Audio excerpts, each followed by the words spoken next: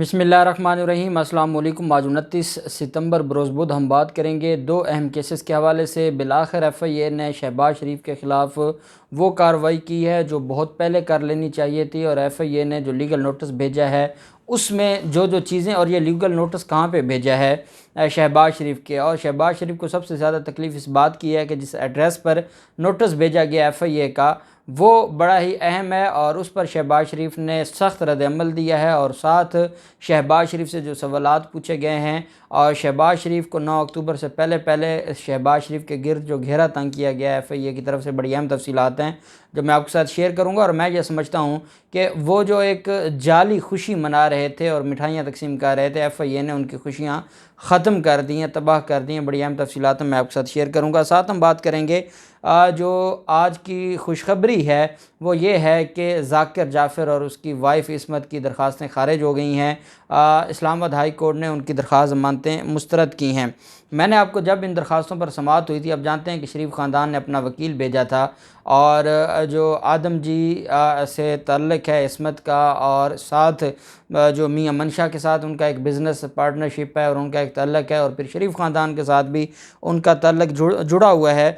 यही वजह है कि शरीफ ख़ानदान ने अपना सबसे बड़ा वकील इस केस के लिए भेजा था। लेकिन मैंने आपको पहले दिन एक बात बताई थी कि ये ज़मानत का केस है, और जिस तरफ ये लेकर जाना चाहते हैं ये केस ऐसे नहीं आगे चलेगा।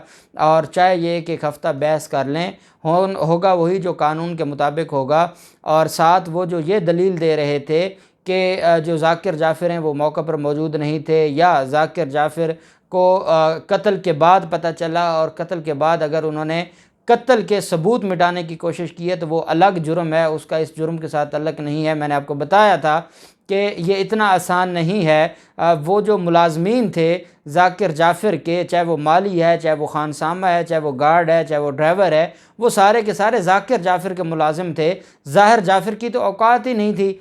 अब अगर 3 दिन वहाँ पर तमाशा होता रहा, 3 दिन पर जुल्म होता रहा, 3 दिन बच्ची को अगवा करके रखा गया उस दरिंदे की तरफ से, तो क्या माली ने नहीं बताया होगा ज़ाकिर जाफ़र को?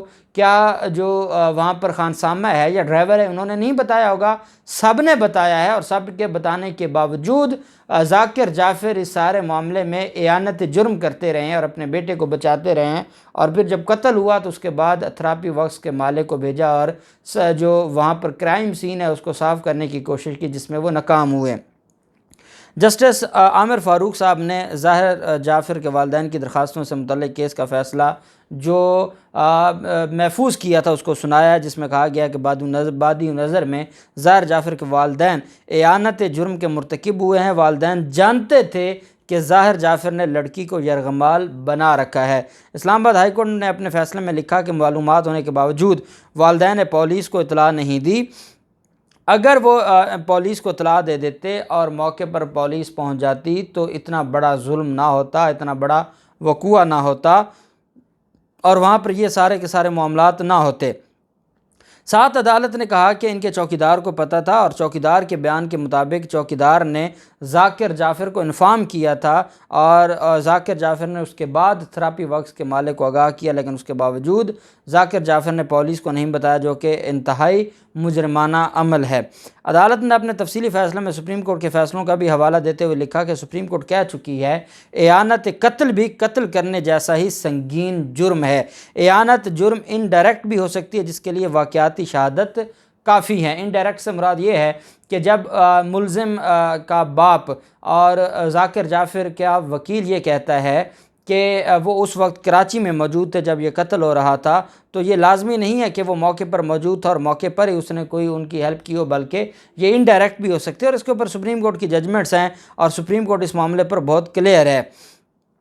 साथ इसमें जो सुप्रीम कोर्ट ऑफ पाकिस्तान जो लाहौर इस्लामाबाद हाई कोर्ट है, उन्होंने अपने तफसीली फ़ैसले में कहा कि ब्लैक लॉ डिक्शनरी के मुताबिक जो ये मामला है इसकी जो तारीफ़ है और इसके पीछे जो सारे हक़ाइक़ हैं वो ये बताते हैं कि अपना फ़र्ज़ अदा ना करना भी एयानत जुर्म है, और बाप ने अपना फ़र्ज़ अदा नहीं किया। और ब्लैक्स लॉ डिक्शनरी के मुताबिक अबेटमेंट की जो तारीफ़ है ब्लैक्स लॉ डिक्शनरी में, उसमें अगर आप अपना फ़र्ज़ अदा नहीं करते तो ये भी एयानत जुर्म में आता है। एक जुर्म हो रहा है, आप रोक सकते हैं, आप नहीं रोकते तो वो भी एयानत जुर्म में आता है।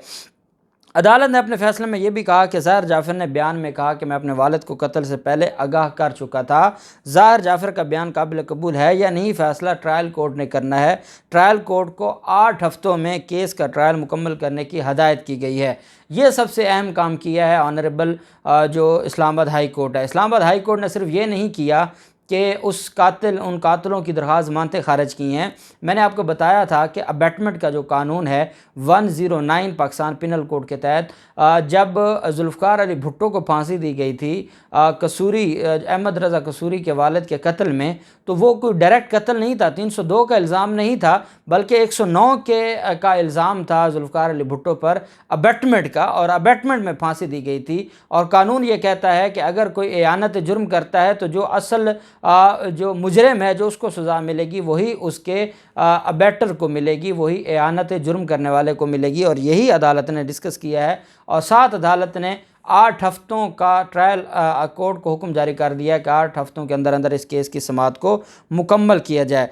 जाकिर जाफ़र इस्मत जाकिर ने नूर मुकदम कत्ल केस में जो ज़मानत की दरख्वास्तें दायर करते हुए मौक़िफ़ अख्तियार किया था कि नूर मुकदम कत्ल केस इनका कोई तल्लुक़ नहीं है, जबकि अदालत में पेश किया गया पुलिस चलान में कहा गया कि ज़ाहिर जाफ़र के वालिदैन पुलिस को बर वक्त इतला देते तो नूर मुकदम को बचाया जा सकता था। अदालत ने इसको तस्लीम किया और अदालत ने कहा कि पुलिस का ये मौक़िफ़ बिल्कुल ठीक है।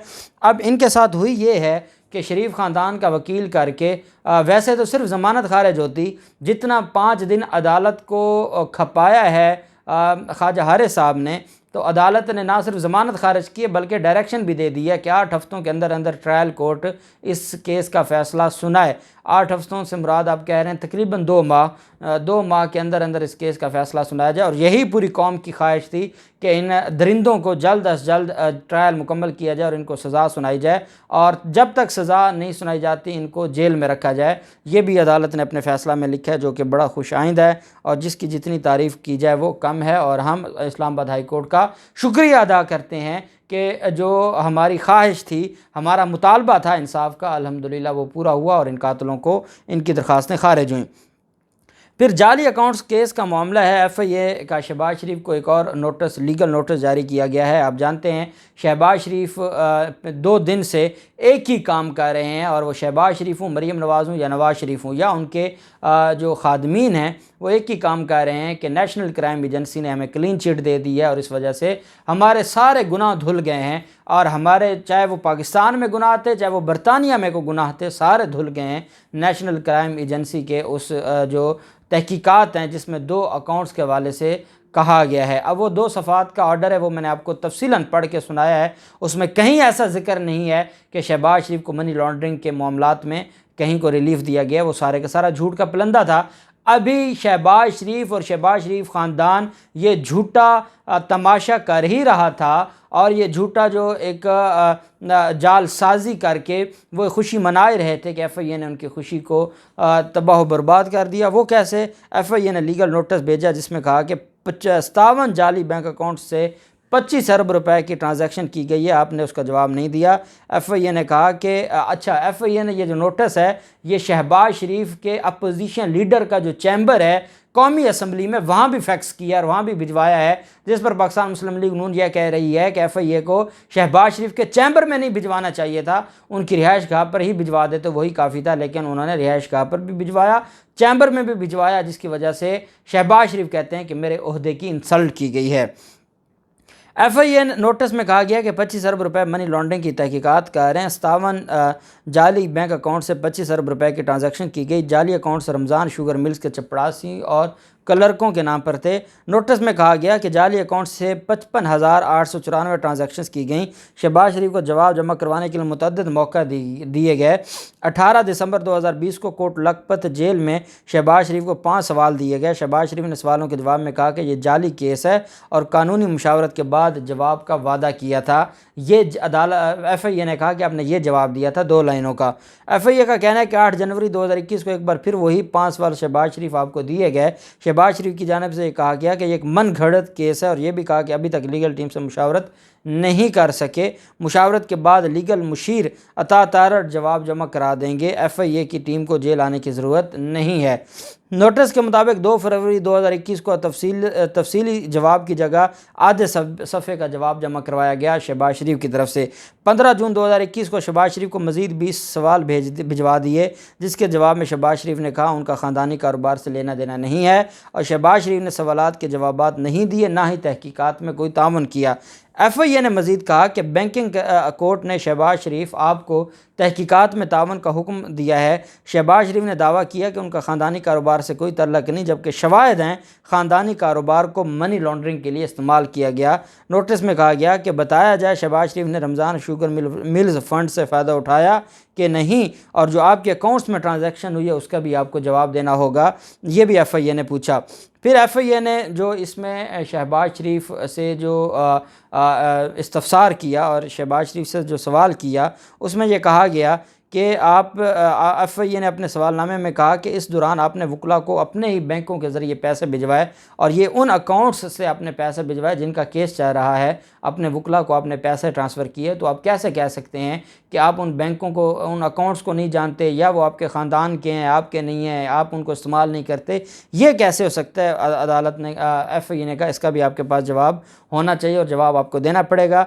FIA ने सदर नून लीग शहबाज शरीफ को 8 अक्टूबर तक बज़रिया फैक्स या ईमेल जवाब जमा करवाने की हिदायत की और साथ FIA ने कहा ये वही सवालात हैं जिनके जवाब शहबाज शरीफ आज तक जमा नहीं करवा सके। शहबाज शरीफ से FIA की जानिब से कहा गया है कि इनकी जानिब से सवालनामे का जवाब ना भिजवाने पर अगले रोज़ 8 अक्टूबर तक की मोहलत दी है और कहा है कि अगले रोज़ 9 अक्टूबर को लाहौर की अदालत में आपके ख़िलाफ़ जो दरख्वास्त ज़मानत पर समाअत है वो होनी है, और अगर आप 8 अक्टूबर तक जवाब जमा नहीं करवाएंगे तो 9 अक्टूबर को फिर हमारा मैदान सजेगा अदालत में। हम फिर जज साहब को बताएंगे कि जनाब ये हमने इनको नोटिस भेजा है, ये हमारा फाइनल नोटिस है। FIA ने दिसंबर 2020 से जो अक्टूबर 2021 तक सारे नोटिसों की डिटेल उस लीगल नोटिस में भेज दी है ताकि अदालत को दिखाया जाए कि इनको कितनी दफ़ा कहा गया है कि तफ्तीश में आप अपना हक अदा करें या अपनी ज़िम्मेदारी अदा करें या तफ्तीश में आप कोऑपरेट करें, ताउन करें, लेकिन वो करने को तैयार नहीं है। इस वजह से